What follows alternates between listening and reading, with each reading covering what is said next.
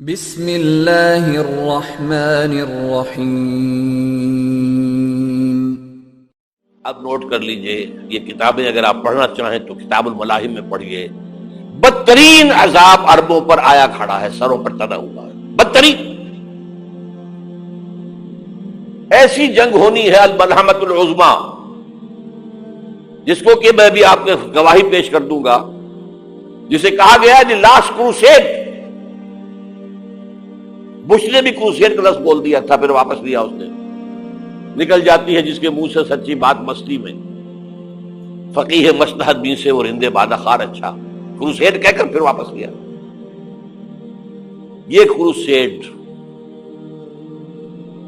اس کے اوپر جس قدر نقصان ہونا ہے عربوں کا، گریٹر اسرائیل بنے گا، یہ عراق، شام، اردن، سعودی عرب کا کچھ شمالی علاقہ، ترکی کا جنوبی علاقہ، مصر کا صحرائے سینا، اور اس کے ساتھ ہی جو بہترین اس کا زرخیز ترین علاقہ ڈیلٹا آف نائل، یہ سب یہودیوں کے قبضے میں جائیں گے۔ اس کو حدیث میں کہا گیا الملحمۃ العظمیٰ۔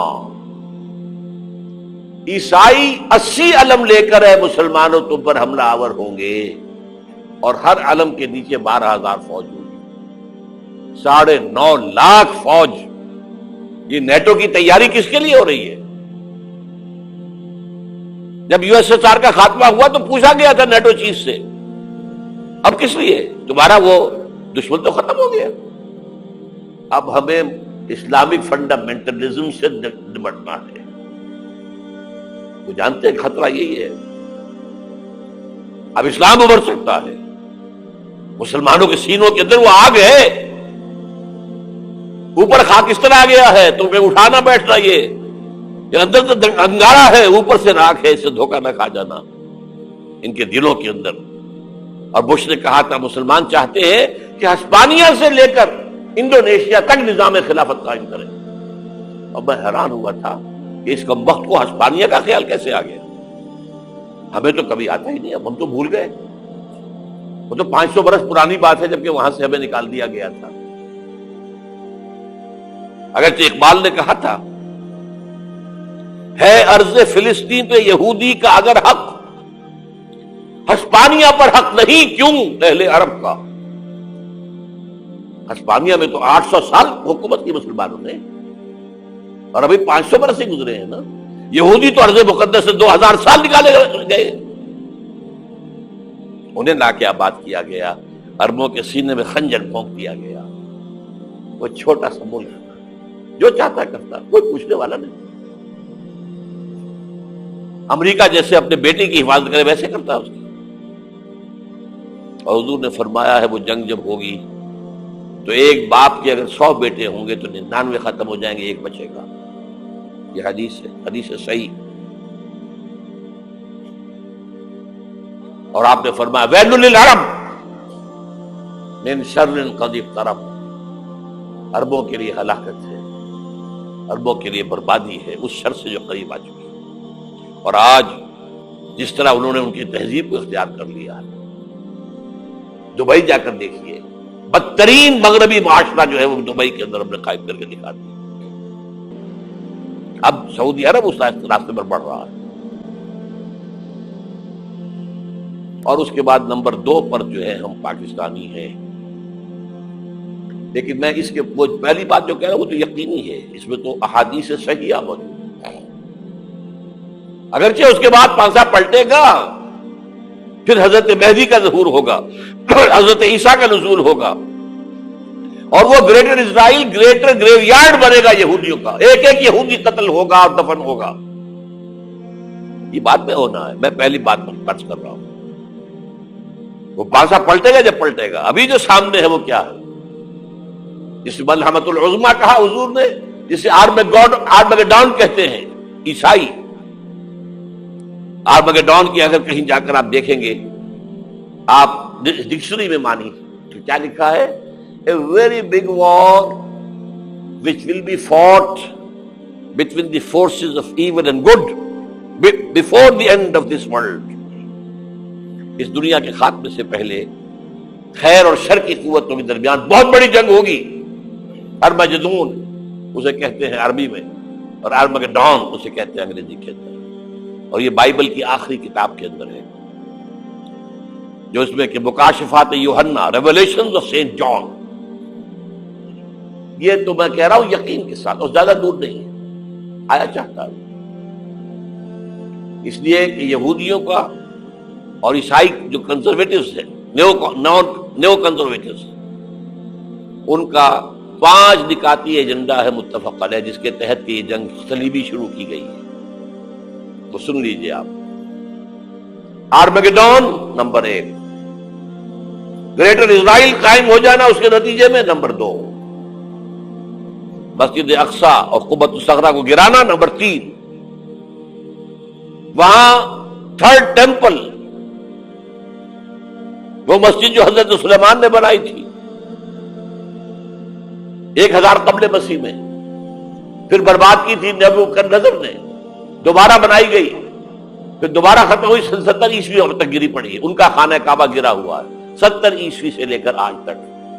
ایک دیوار ہے ویلنگ وال، جہاں جاتے ہیں، روتے ہیں، پیٹتے ہیں، ماتم کرتے ہیں، وہاں وہ بنے گا 3rd ٹیمپل. اور نمبر 4، اس میں لا کر رکھا جائے گا تخت حضرت داؤد کا. یہ تخت کہاں ہے اس وقت؟ یہ لندن شریف کے اندر، جو ان کی پارلیمنٹ کا جو چرچ ہے، ویسٹ منسٹر ایبے، اس میں رکھا ہوا ہے. ایک پتھر تھا جس پر بٹھا کر حضرت داؤد کی تاج پوشی ہوئی، پھر حضرت سلیمان کی ہوئی، پھر وہ پتھر رکھ دیا گیا جب حضرت سلیمان نے بنایا ہیکل مسجد اقصی، وہاں رہا وہ. ہر بادشاہ جو تھا یہودی اسی کے اوپر بٹھا کر اس کی تاج پوشی ہوتی تھی. سن 70 میں ٹائٹس نے گرایا اسے ہیکل کو، وہ پتھر لے گیا، وہاں سے روم گیا، روم سے آئرلینڈ گیا، آئرلینڈ سے اسکاٹ لینڈ آیا، اسکاٹ لینڈ سے انگلینڈ آیا، اور اب وہ رکھا ہوا ہے 14ویں صدی عیسوی سے آج تک. وہ ویسٹ منسٹر ایبے میں رکھا ہوا، ایک کرسی کی سیٹ میں اسے بنا دیا گیا ہے تخت کی شکل میں. اب انگریزوں میں کوئی ملکہ ہو، کوئی بادشاہ ہو جس کی بھی تاج پوشی ہونی اس میں ہو، یہ لا کر رکھا جائے گا 3rd ٹیمپل میں. اور اس پر یہودیوں کے خیال کے مطابق ان کا مسیحا آئے گا جو مسیح دجال ہوگا. عیسائیوں کے خیال کے مطابق حضرت عیسیٰ آئیں گے، وہ ہمارا بھی خیال ہے حضرت عیسیٰ آئیں گے علیہ السلام. بہرحال یہ تو بعد کی باتیں ہیں نا. اس وقت جو میں عرض کر رہا ہوں، عربوں پر بہت بڑا عذاب، اور پاکستان کا معاملہ البتہ یہ ہے، میں یقین سے نہیں کہہ سکتا. ہینگنگ ان دی بیلنس، ہو سکتا ہے اللہ تعالیٰ ہم پر رحم فرمائے، ہو سکتا ہے، اگرچہ اسی پہ شرائط ہوگی. چمن کے مالک اگر بنا لیں موافق اپنا شعار، اب بھی چمن میں آ سکتی ہے پلٹ کر چمن سے روٹھی بہار، اب بھی ہو سکتی ہے. اور یہ بھی ہو سکتا ہے کہ اللہ تعالیٰ نے معجزانہ طور پر ہمیں ملک دیا، ہم نے اللہ سے بدعہدی کی، وعدہ خلافی کی، غداری کی، لہذا سزا دی جائے اور ہم سے یہ ملک چھین لیا جائے. It's just possible. دور نہ سمجھے اسے، انہونی بات نہ سمجھے. جو گھیراؤ ہو رہا ہے آپ کے مغرب میں نیٹو فورسز اور مشرق میں بھارتی فورسز گدھوں کی طرح بیٹھے ہوئے انتظار کر رہے ہیں پاکستان اور ڈسٹیبلائز ہو جائے، یہاں اور بدامنی ہو جائے. اب لاہور میں پھر آج دھماکے ہو گئے ہیں. 2 دن پہلے کا دھماکہ میں سہ کے آیا ہوا ہوں، آپ کے سامنے بیٹھا ہوں. وہ جانے بچی ہیں جو ہماری اکیڈمی کا حشر ہوا، وہ میں آپ کو نہیں بتا سکتا. یہ سارا کیوں ہو رہا ہے؟ تاکہ یہاں بدامنی ہو جائے اور ہمیں جواز مل جائے. مغرب سے نیٹو فورسز داخل ہو جائیں، مشرق سے بھارتی فورسز آ جائیں، اور ہمارے ایٹمی دانت توڑ کر اور پھر ہمیں بھارت کے سامنے ڈال دیا جائے. نو ڈو ایز یو لائک. یہ ان کا نقشہ ہے. ہوگا کیا وہ اللہ جانتا ہے، ہوگا وہ جو اللہ چاہے. لیکن اللہ کا چاہنا جو ہے وہ کس پر منحصر ہے؟ یہاں انقلاب برپا کرو، یہاں اسلام لاؤ. اگر دھندوں میں لگے رہو گے تو وہ خود بخود نہیں آ جائے گا انقلاب. صحابہ نے جانیں دی تھی، کتنی تکلیفیں اٹھائی تھی. 12 برس تک مکی دور کے اندر با نشہ درویشی در ساز و دمادم زن، جو پختہ شبی خدرہ بر سلطنت جم سن. یوم طائف یاد ہے جو حضرت عائشہ فرماتی ہے کہ میں نے پوچھا تھا حضور سے کہ یوم احد سے زیادہ سختی بھی آپ پر کبھی آئی؟ یوم احد پر کیا ہوا تھا؟ تلوار کا وار پڑا تھا آپ کے چہرہ مبارک، یہ جو رخسار کی ہڈی ہے اس کے اندر وار گیا ہے، اوپر خود کی 2 کڑیاں تھیں وہ اس میں گھس گئیں، 2 دندان مبارک شہید ہوئے۔ وہ خود کی کڑیاں ایک صحابی نے اپنے دانتوں سے پکڑ کر کھینچنے کی کوشش کی، دانت نکل گئے، وہ نہیں نکلی، کیا جتن کر کے نکالی گئی ہوگی تو خون کا فوارہ، اتنا خون گیا ہے کہ آپ بے ہوش ہو گئے، گر گئے، اور مشہور یہ ہو گیا کہ آپ کا انتقال ہو گیا، شہادت ہو گئی۔ یہ سیرت کبھی پڑھی ہے؟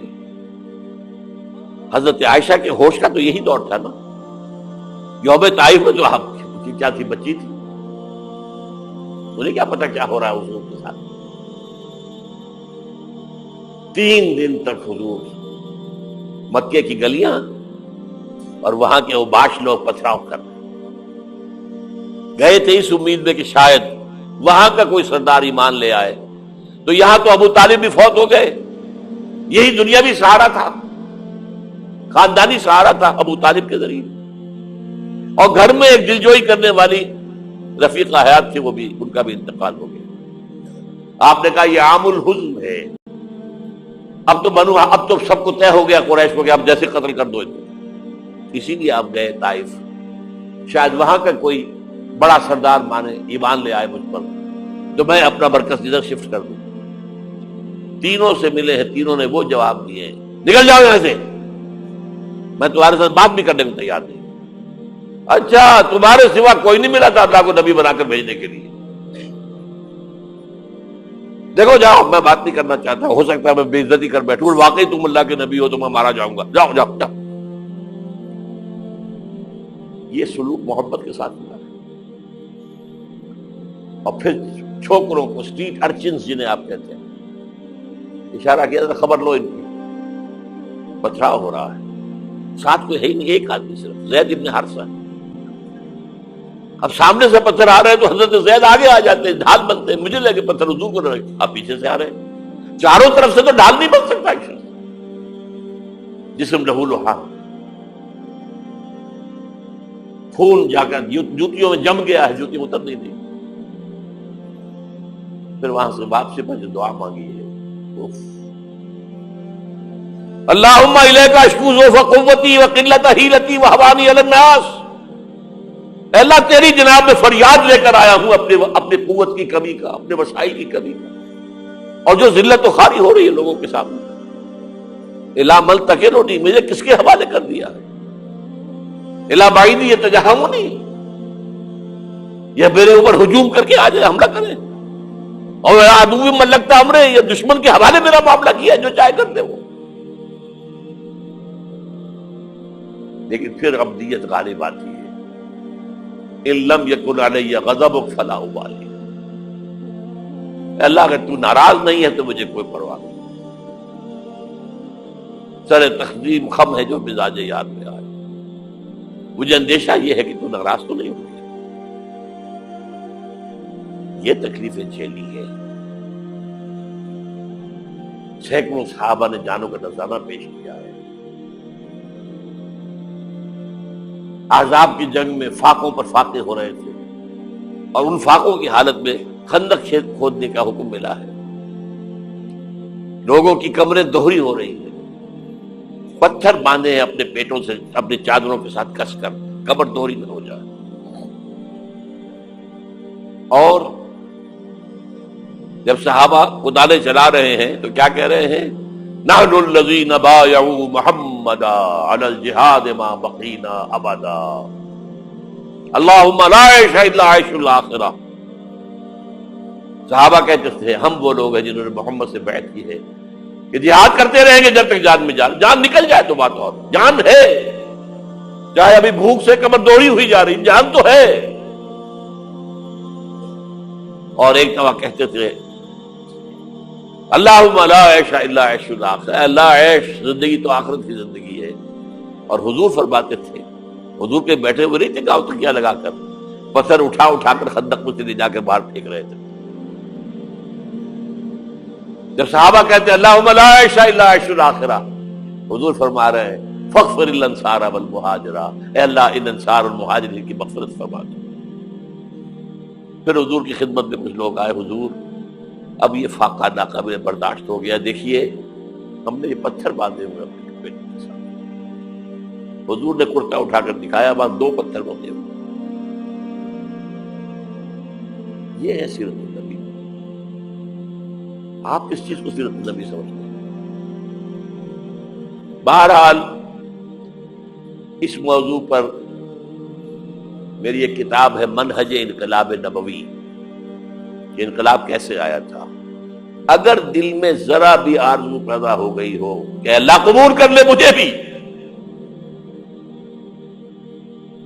مجھے قبول کر لے اس کام کے لیے، تو وہ کتاب آپ کے لیے مسٹ ہوگی، اس کا پڑھنا۔